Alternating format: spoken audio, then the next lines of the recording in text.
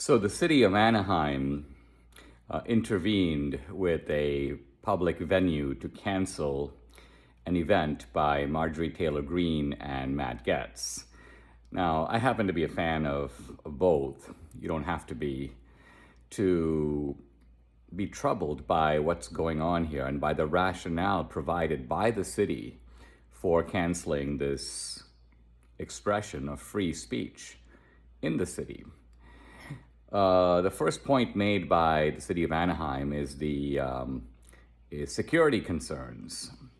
And they say we've conveyed those security concerns to the venue, and the venue agrees with them. And they could have left it at that. There was a difficulty in maintaining security and having the event, but they didn't do that. They go on to say, we respect free speech, but we also have a duty to call out speech that doesn't reflect our city and its values. That's pretty much of a direct quote by the spokesman of the city of Anaheim. And my question is, how do you, quote, call out speech you disagree with by canceling an event? That's not calling something out. Calling something out would seem to be making a critique of it, listening to what Marjorie Taylor Greene and Matt Gaetz have to say, and then going, here's why they're wrong. Here's why it doesn't reflect what most people in Anaheim or in California think. So there's no calling out going on here. The cancellation of an event is not a calling out of anything.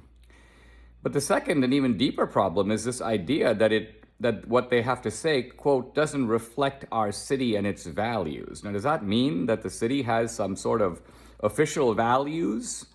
And whose values? Do they reflect all the residents of the city or a majority of the residents? If they reflect a majority, does the majority have the right to suppress the values of the minority?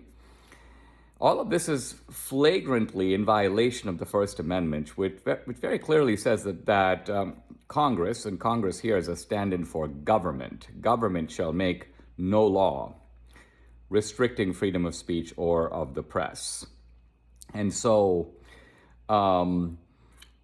suppressing and shutting down an event because it contradicts the values of the city, values that these people have arrogated to themselves. They become the official spokesman and articulator of these values, and then also the instrument for closing out other values that might contest these official values. I mean, this is basically the recipe book of not just totalitarian, but specifically left-wing totalitarian governments, socialist states that take exactly this line and use the notion of kind of state-sponsored values to brand opponents as enemies of the state, in this case, enemies of the city.